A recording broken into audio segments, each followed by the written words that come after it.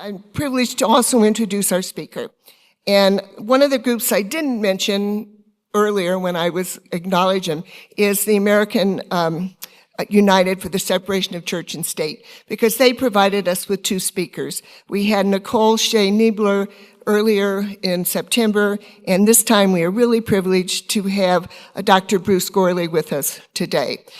I will say that he is the editor of Church and State, which is the magazine of Americans United, and he was nice enough to bring a whole bunch of those so you can get one of those and see what a great job he does. I love reading it every month. But I want to tell you something about him you might not know. In the 1980s, he went to Yellowstone National Park and just fell in love with it. He says he loves to be outside. So in order to do something interesting and different from all of the battles he's fighting with American United, he has written a book on the history of Yellowstone National Park, and he used to be the editor of a journal about Yellowstone. So if you want to spend your time doing something other than also reading about some of the horrible things that are sometimes happening in our country today, you can get his book on the history of Yellowstone National Park.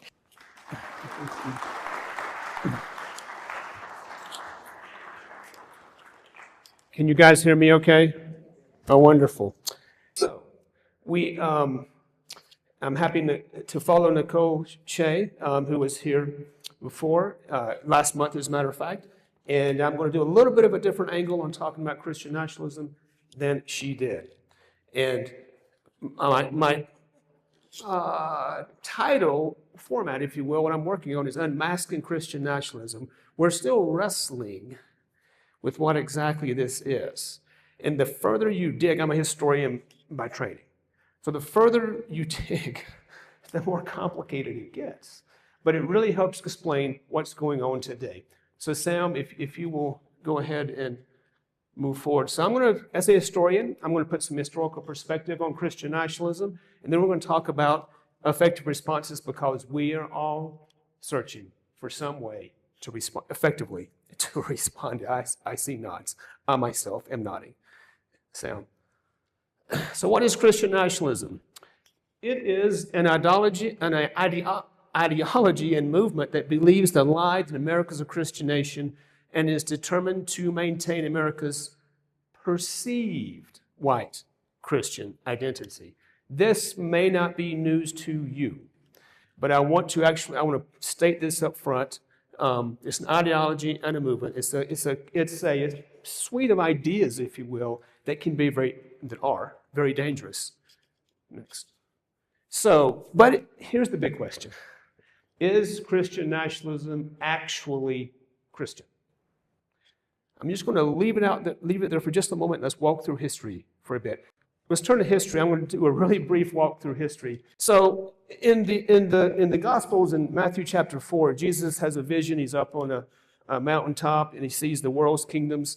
And evil tempts Jesus to nationalize Christianity by seizing the riches, the armies of the world, and force God upon the world. And what does he do? He refuses. He says that would be evil to do so. And then he goes down and he teaches the Beatitudes on a hill near the Sea of Galilee. I've been there where they think the hill is. And he teaches something completely different than nationalizing Christianity. He talks about the presence of God. If you get to the Greek in all of this, the presence of God being where the lowliest people are, the poorest, the meekest, those who are suffering, those who are sick. That's where the presence of God is. It's not in power at all. And then we move forward to Revelation right quick. And have you noticed there's a different Jesus in Revelation? Have you noticed this? There's a warrior, a conquering warrior Jesus in Revelation. So here we have two depictions of Jesus that are completely different. One of those, perhaps, Christian nationalists embrace. Constantine the Great.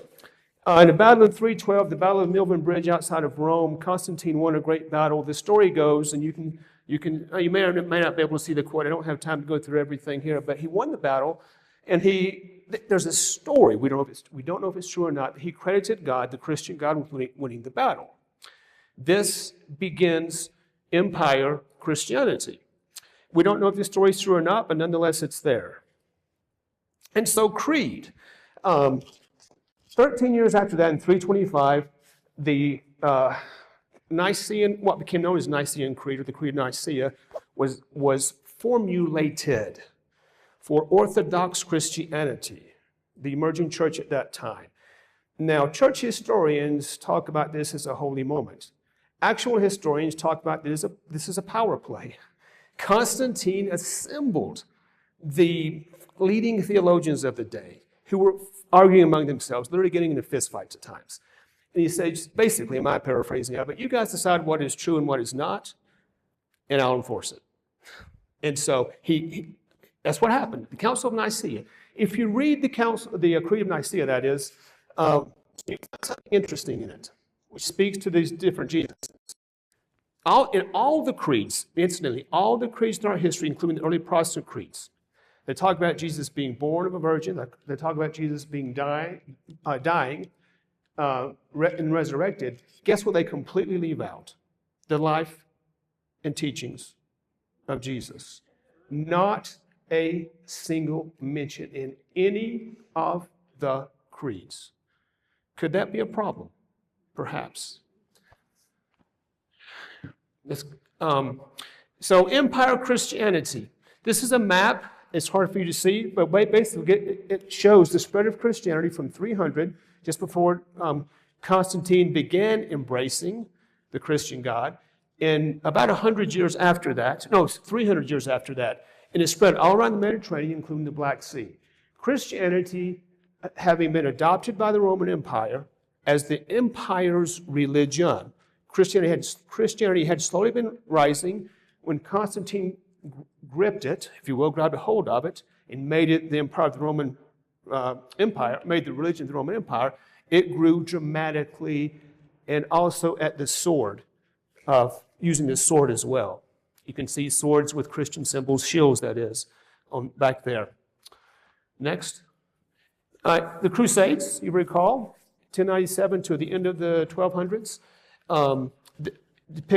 were warriors for God, seeking to reclaim the Holy Land and surrounding areas from Islam, which was expanding at the time. So going to battle in the name of God, the Christian God, is a big part of the history of Christianity overall. And here's Galileo.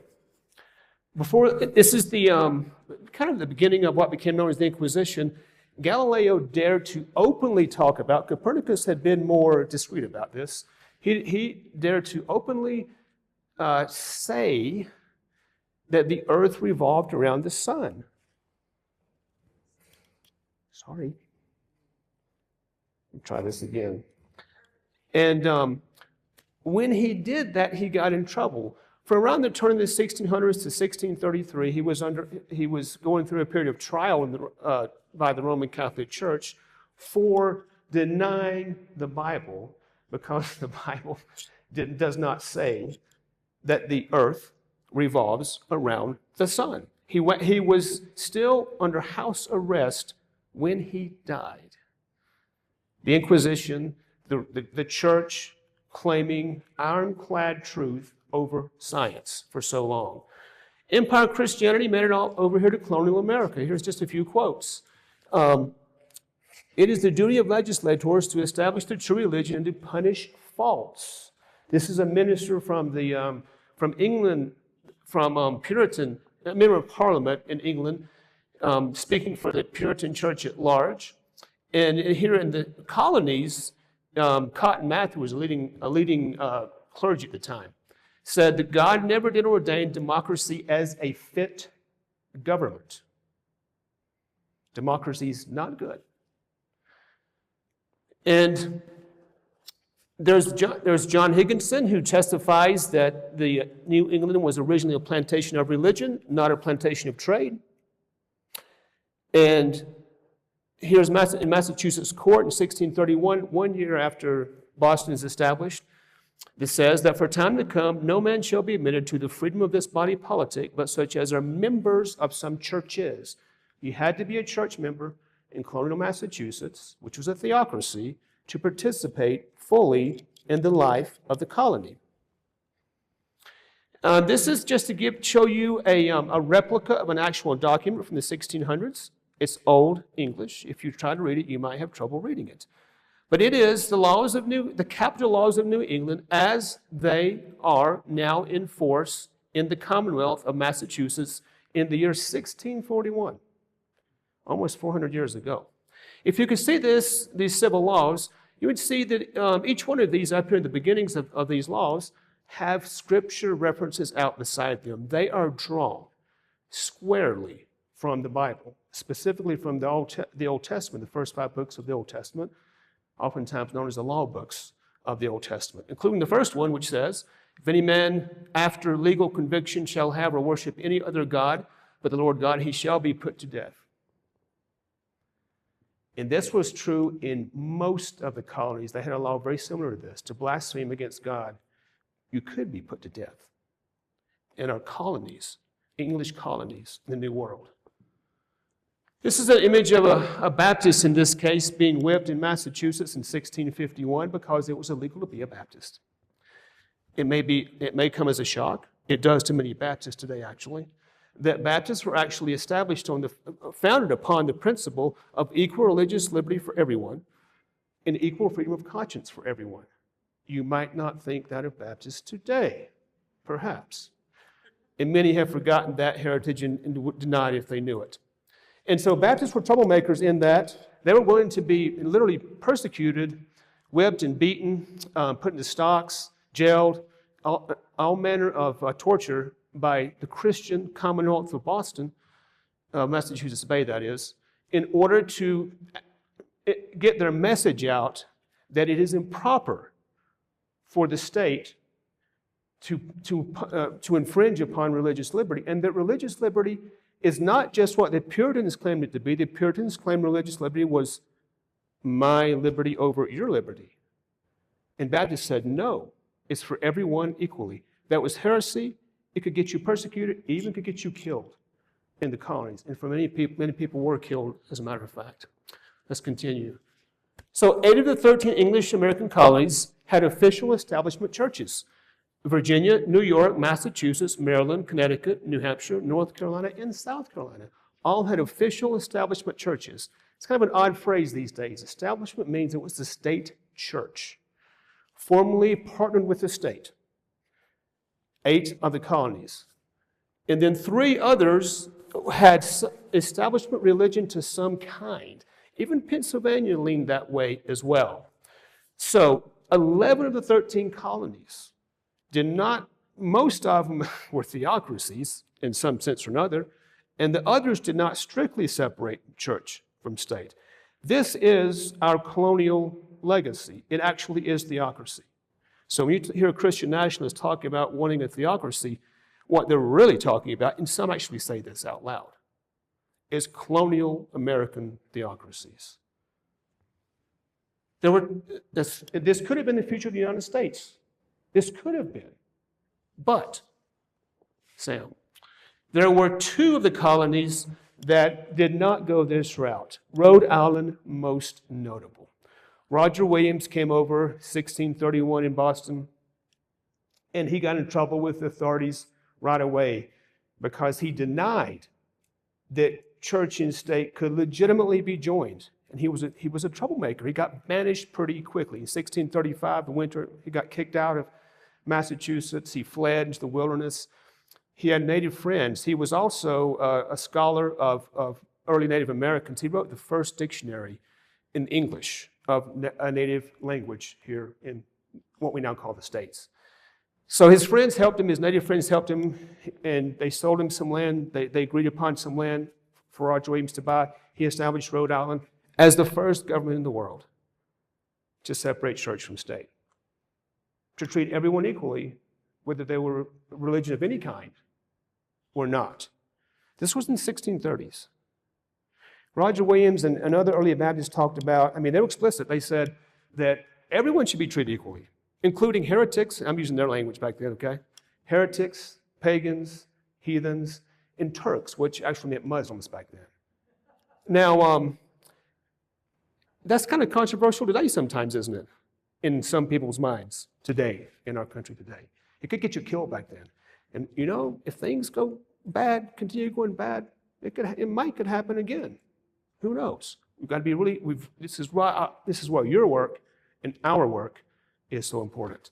Okay, if you pick up one of the church and state magazines, you can read the 2 pages I showed right there. Those are quotes from the 1600s into the early 1800s of people testifying to church-state separation, the importance of it, including critics of the First Amendment's separation of church and state. Christians wrote about this. Some of them liked it. Baptists loved it because that meant they weren't persecuted anymore. But the ones who had been part of the establishment churches, who had from that legacy, many of them were upset about it. Because why?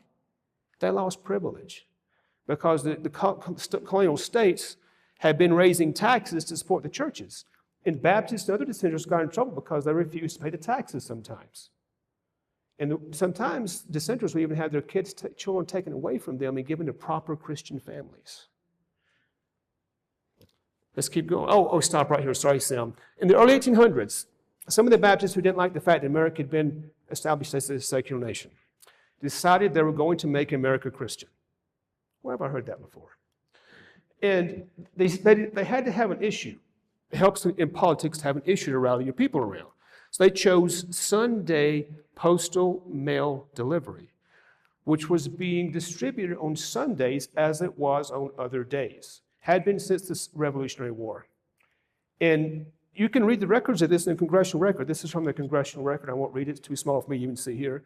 And you can read it in newspapers of that day and time as well. Petitions started flowing into Congress around 1810, well into the 1820s, middle 1820s, even a little bit in the late 1820s, demanding that Congress make Sunday a federal holy day and not allow and cease all activity on Sunday to make America Christian. Baptists resisted. They'd been there before. And other dissenters resisted as well. And Congress upheld, along with those who supported Congress in doing this, our First Amendment. This was the first attempt to knock down the wall of separation between church and state in the First Amendment and make America a Christian nation. Sam? So empire Christianity. We keep talking about empire Christianity. Everything I've been talking about is an expression of empire Christianity. Empire, church, state, government, religion, empire. This idea of empire.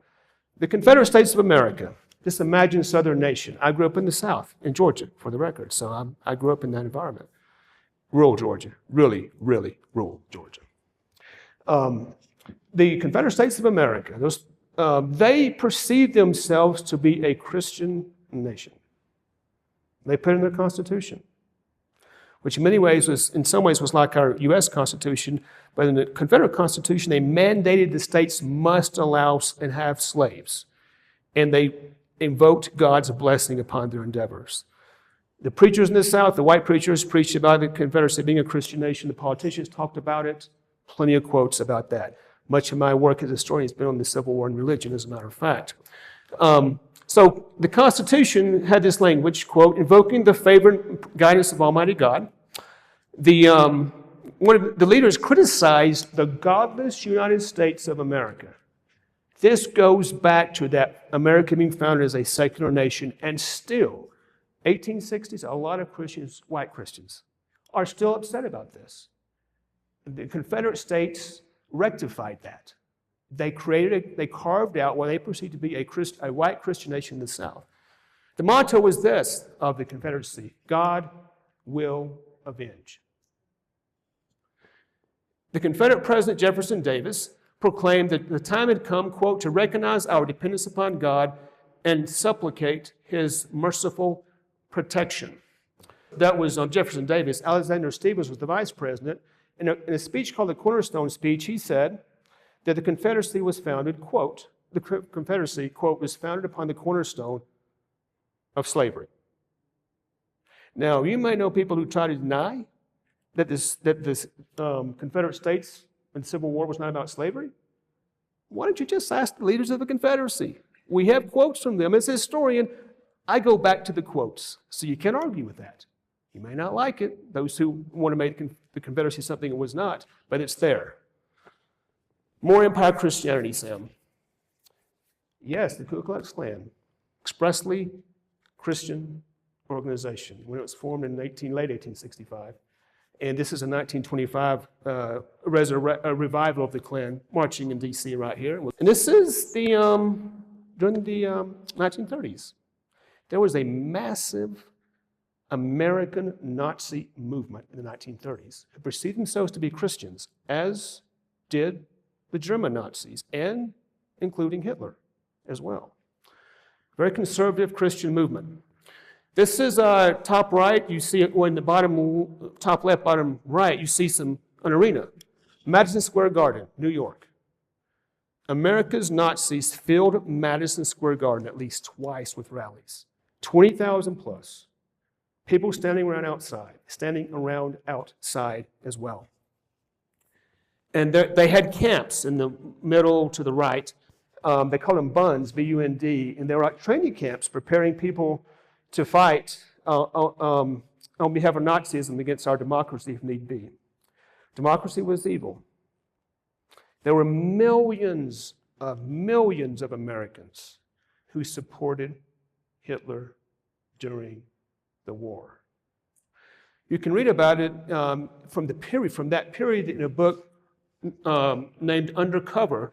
By the author's name is John Roy Carlson. That's a pseudonym. He was a journalist. He went undercover, published under a pseudonym. 1943, this book was published. I have a 13th edition. This is a 13th edition. The first edition was published in June of 1943. Mine is in October of 1943. 13 editions in like 5-6 months.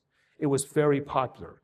He went underground for several years, befriended a number of America's leading Nazis.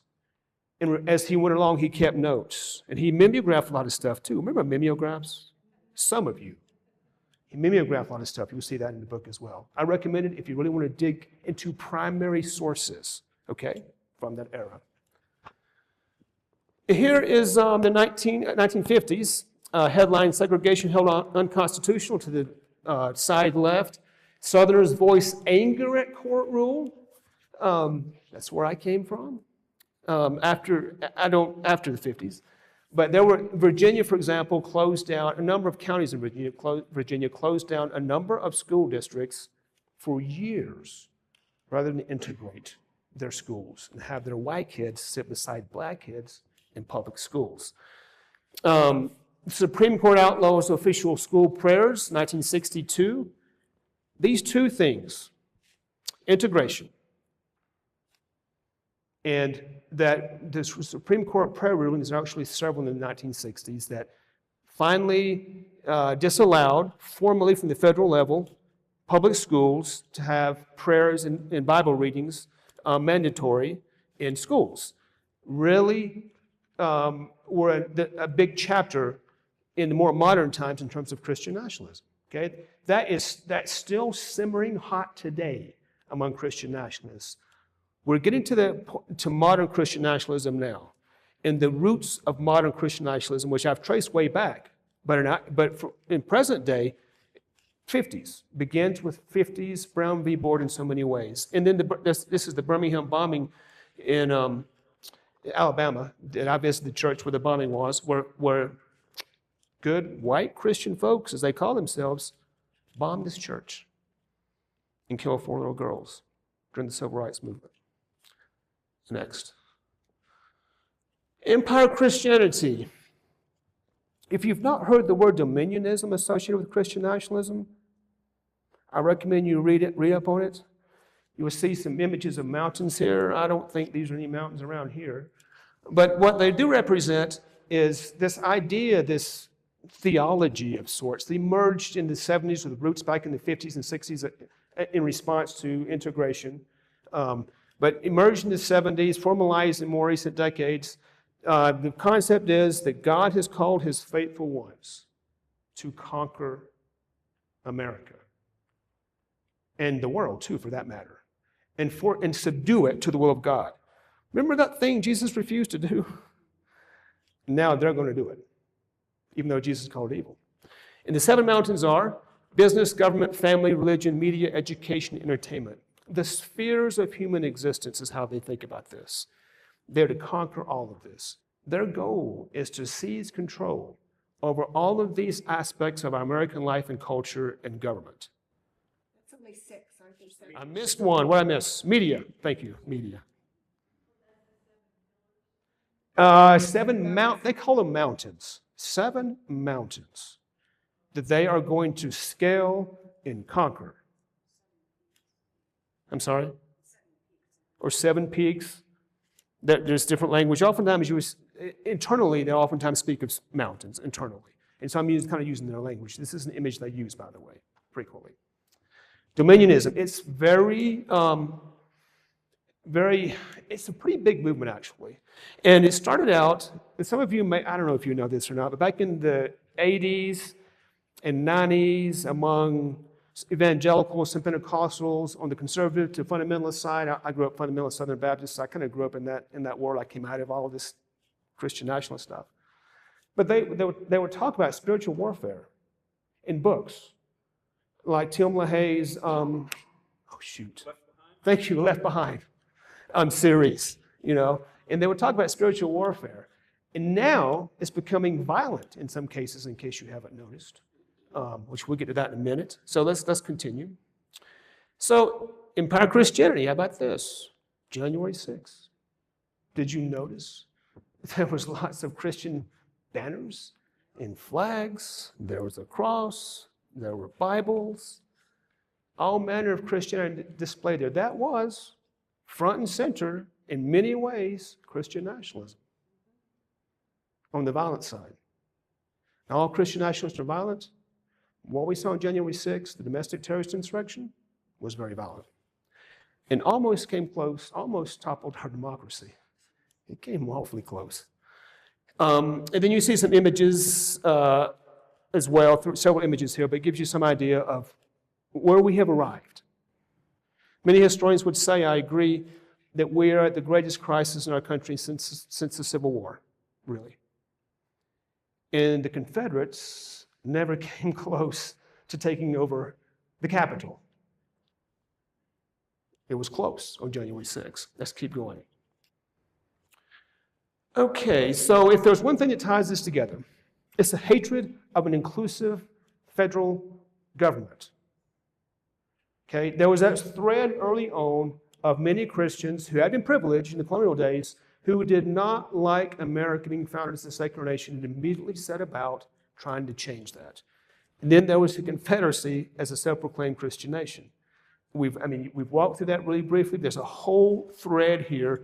And the federal government sent troops into the South, if you know the story of after the Civil War and Reconstruction, and tried to force the white South to accept black people as equal citizens when it came to certain rights, such as voting. And of course, white Southerners resisted. That's where the KKK came about. So ever since then, there's been this opposition to a federal government forcing inclusion in America. Opposition from some sectors of the country. And no longer, of course, just the South. So in Project 2025 is, which you've heard of, I think most of you probably heard of, and you can find more information about that on AU's webpage at au.org. But it's if you read through this 900-page massive piece of work, it is devoted to trimming down and even cutting out entire portions of the federal government, such as the education department. Just get rid of it.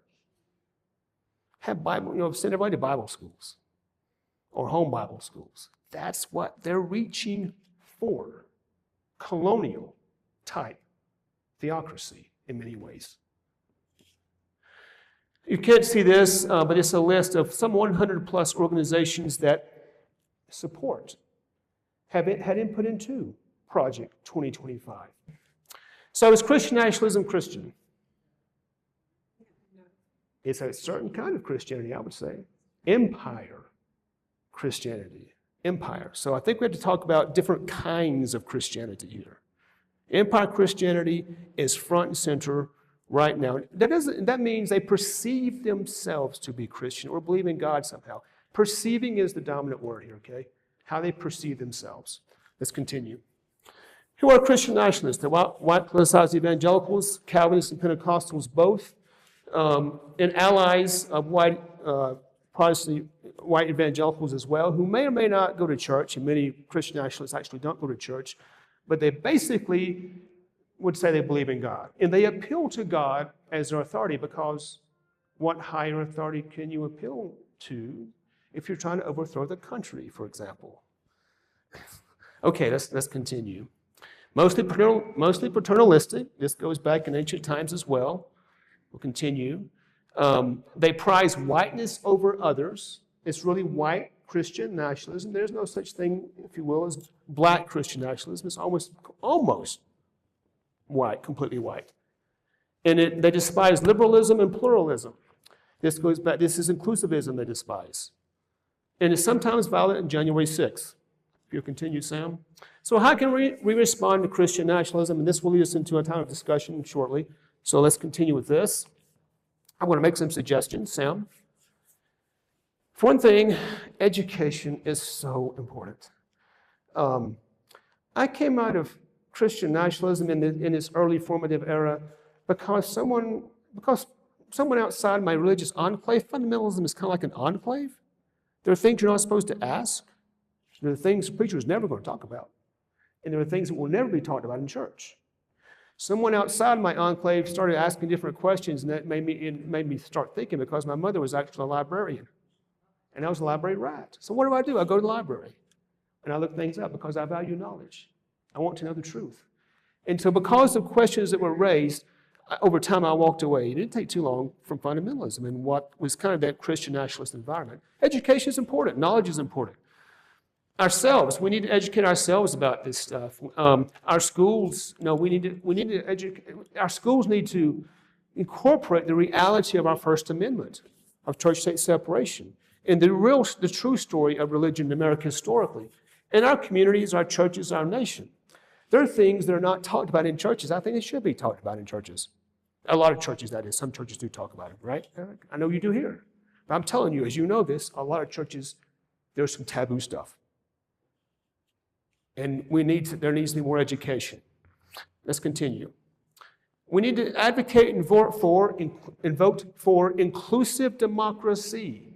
It's inclusive democracy. We're increasingly an inclusive democracy, and that ultimately is why Christian nationalism is where it is right now, on the verge of regressing, of leading our nation to regression. They want power. They want to reclaim power. White Christian power over others. We need to advocate and vote for church-state separation and for equal freedom for all. Baptists got this in the very beginning, in the early 1600s. Most have forgotten it now. This is nothing new. We just need to reclaim this heritage that was baked into our Constitution and baked into our founding as a nation.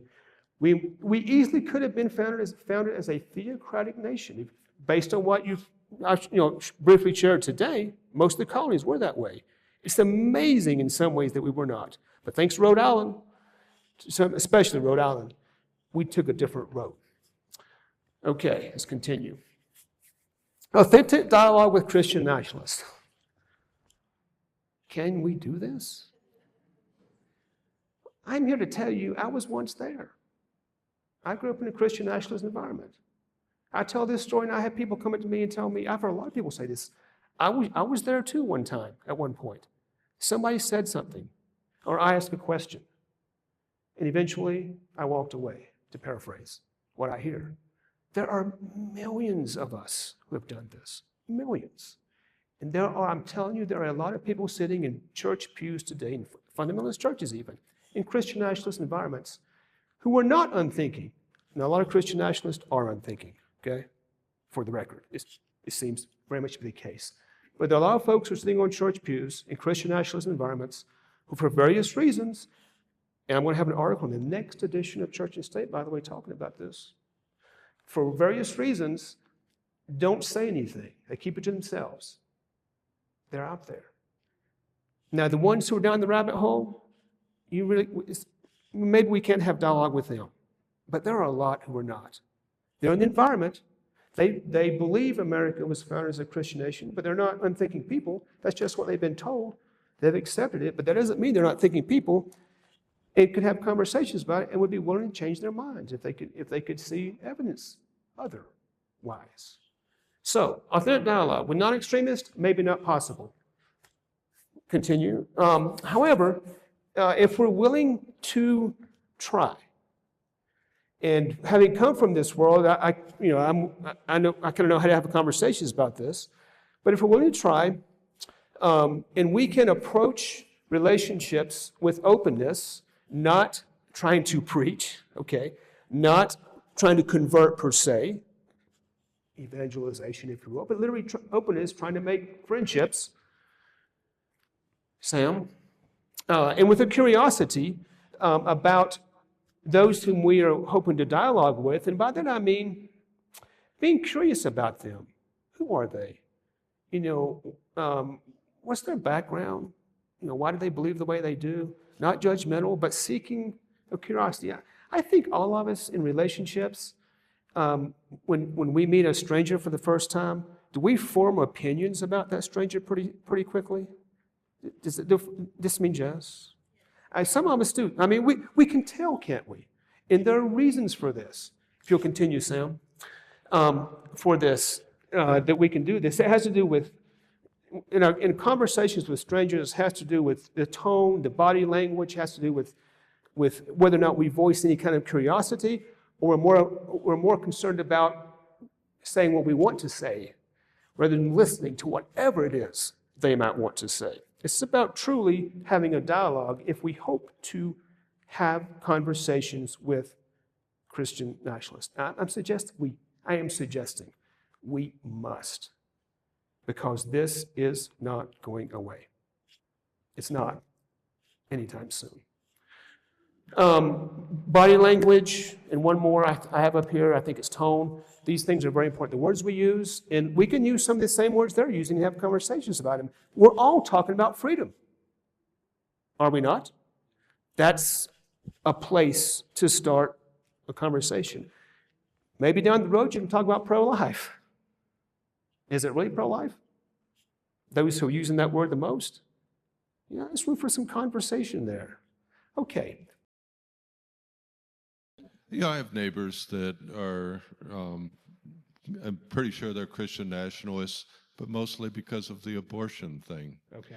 What would be an elevator pitch that would at least get them to start to think about, how damaging that is to the rest of their life, really, in their country? Right. So I live in Bozeman. I live near Bozeman, actually. Bozeman's a very progressive community for Montana. Some of you may know Montana is pretty red these days. Bozeman's very progressive. But I live out on the edge of Bozeman, out in the country, in what is the reddest neighborhood in the whole dadgum county. And some surrounded by Christian nationalists, some with a certain flag flying out there. And I have made it a point, and I just do this anyway. I think we really need to know, personally, really need to get to know our neighbors. And really, we're all humans. We're all human.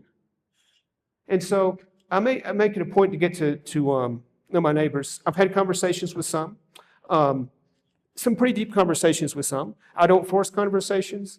I make it a point to do things with neighbors, to have a chance to, so we can get to know each other, and then conversations arise. I don't know that I've converted anyone or not yet from Christian nationalism, but my experience was this. It didn't happen right away in my life. It took some time for me to kind of claw my way out of this environment. I call it an environment because it's not necessarily within church walls. It may be. It may be manifested otherwise as well. So my experience is that I have, over time, had conversations with people who have kind of emerged from, like I did, emerged from it. But there is no magic bullet. It literally is dialogue, not once, not twice, consistently over time, recognizing the other person as literally a human being, just as I am, valuing them for who they are, being curious about who they are, and you'll be surprised over time how people will, not always, but how people will open up to you and listen to what you have to say, and how down the road at some point, you may hear a word back of how someone changed over time because you were part of conversations they had over time. So there's no magic bullet. I really wish there were. Yes, thanks. It reminded me of a friend who does this by method of street epistemology. You can look that up, but he literally sets up a table and says, I'm an atheist, ask me anything. Doesn't preach, is the idea of listening to learn and hearing people with compassion. A lot of people want to tell their story about why, but then asking with the Socratic method of going a little bit further, not confronting at all. But yeah, planting that seed, not with an agenda, but literally listening to learn. I've heard it's incredibly effective. I find myself, as a person who works in faith spaces, deeply confused about one particular part of the white Christian nationalist movement. I'm curious if you have some insights into it. So Russell Moore, who was a longtime lead in the Southern Baptist Convention, was interviewed by NPR last year. And he said, I pulled it up because I thought it was such a powerful thing. He said that he had had multiple pastors telling me essentially the same story about quoting the Sermon on the Mount parenthetically in their preaching, turn the other cheek, and then have someone come up afterwards and say, where did you get those liberal talking points? And he said, what was alarming to me is that in most of the scenarios when the pastor would say, I am literally quoting Jesus Christ, the response would be not, I apologize, but instead, that doesn't work anymore. That's weak. And that's where we get to the point where the teachings of Jesus himself are seen as subversive to us, and then we're in crisis. And my question is, which Christianity are the Christian nationalists trying to establish? Is it Vineyard? Is it Baptist? Is it Andersonville, Indiana? Is it the Congregationalists? Is it the Presbyterians? Or do they have any sense at all of the fact that there are hundreds, if not thousands, of denominations in America alone, each with distinctive opinions about most of the issues that are at the heart of the conversation? Is there like any common thread, or do they just all sort of assume, oh yeah, we're all Christians, and so we don't have to worry about when children get baptized, we don't have to worry about who gets to speak in church, we don't have to worry about what people have, which version of the Bible we have to swear on, which translation. What Christianity are they trying to establish?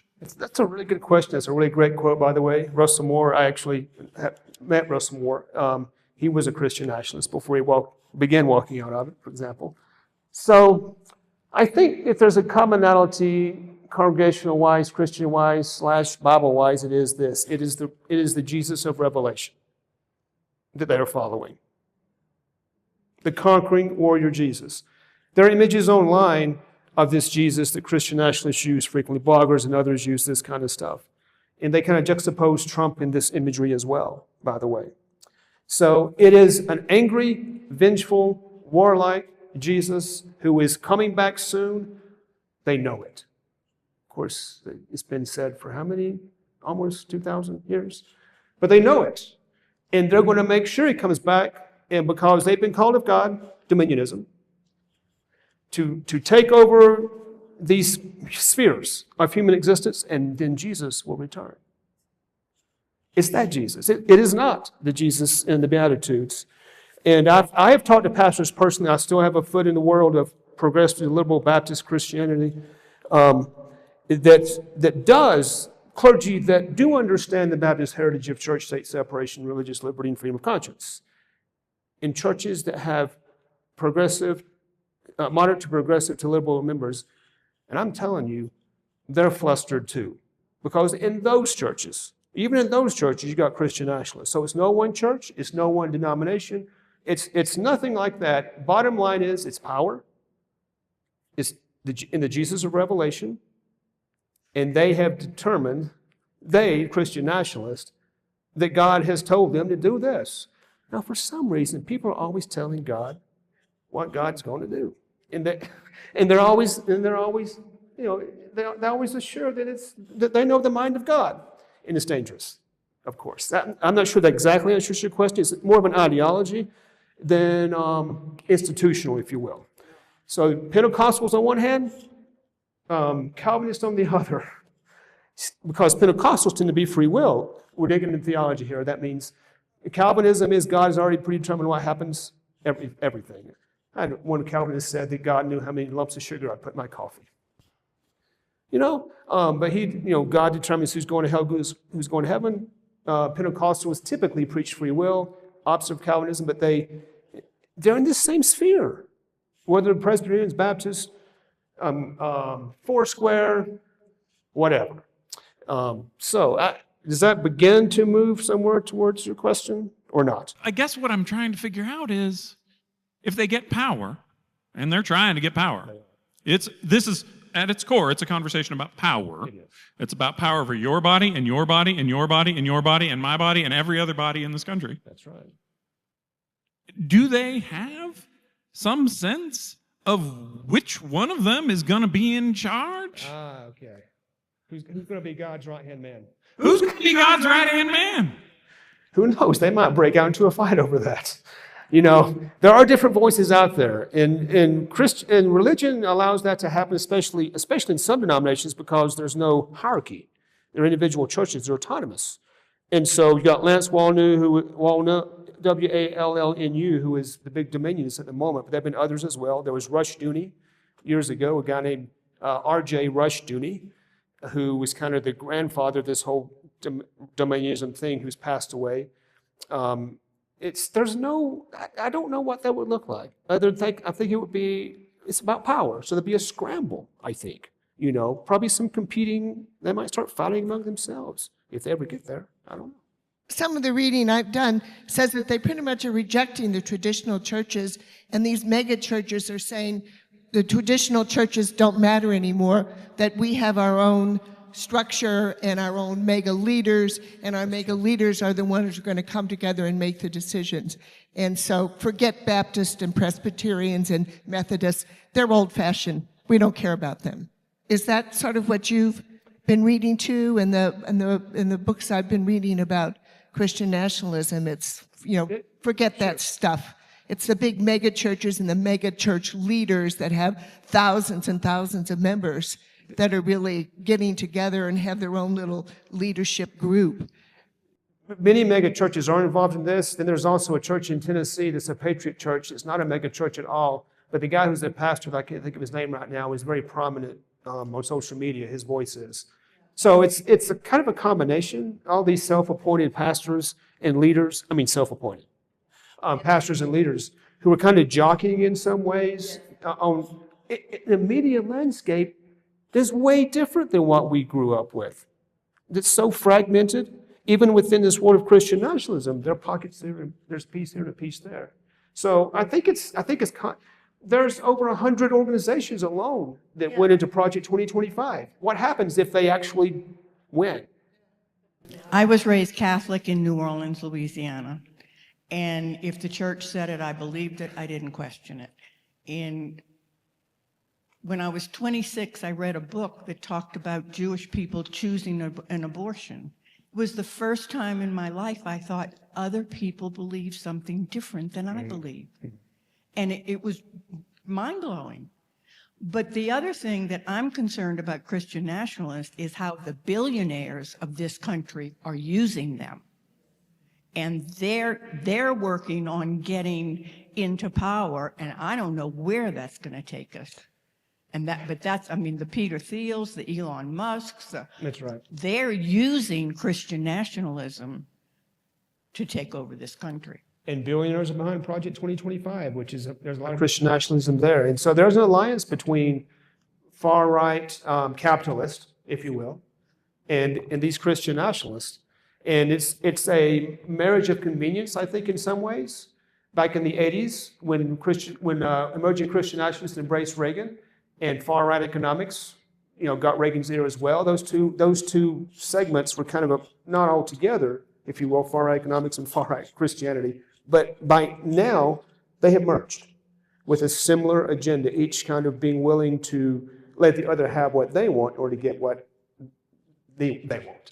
So it's true. We have a lot of money, especially Texas oil money, and some other sources as well, Musk and others. There's a book out called The Violent Take It by Force, which gives us a whole list of the leaders in this area.